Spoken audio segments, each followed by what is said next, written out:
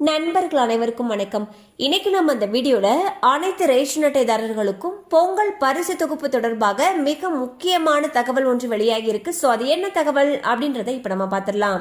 பொங்கல் பரிசாக 1 கிலோ பச்சரிசி, 1 கிலோ சர்க்கரை மற்றும் கரும்புடன் 3000 ரூபாய் ரொக்க பணம் வழங்கப்படும் என்று தமிழக அரசு அறிவித்தது. இந்நிலையில் யார் யாருக்கு ரொக்க பணம் கிடைக்காது என்ற புதிய தகவல் வெளியாகியுள்ளது.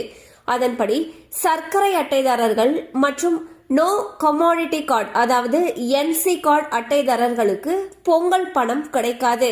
மற்ற அனைத்து ரேஷன் கார்டுகளுக்கும் பணம் வழங்கப்படும் என்று தெரிவிக்கப்பட்டிருக்கு. சோ பாத்தீங்கன்னா வரக்கூடிய பொங்கல் பண்டிகைக்கு பாத்தீங்கன்னா தமிழக அரசு தரப்புல இருந்து எப்போதும் கொடுக்கிற பொங்கல் பரிசு தொகுப்பு, அதாவது 1 கிலோ சர்க்கரை, 1 கிலோ பச்சரிசி, கரும்பு இந்த பொருட்களோட சேர்த்து ரொக்க பணம் 3000 ரூபாய் தரத்துக்கு இருக்காங்க. இந்த பணம் யார் யாருக்கு கிடைக்கும் அப்படின்னு சொல்லி பாத்தீங்கன்னா சர்க்கரை அட்டைதாரர்கள் மற்றும் என்சி கார்டு அல்லாத மற்ற அனைத்து ரேஷன் அட்டைதாரர்களுக்குமே இந்த பணம் கிடைக்கும்னு சொல்லியிருக்காங்க.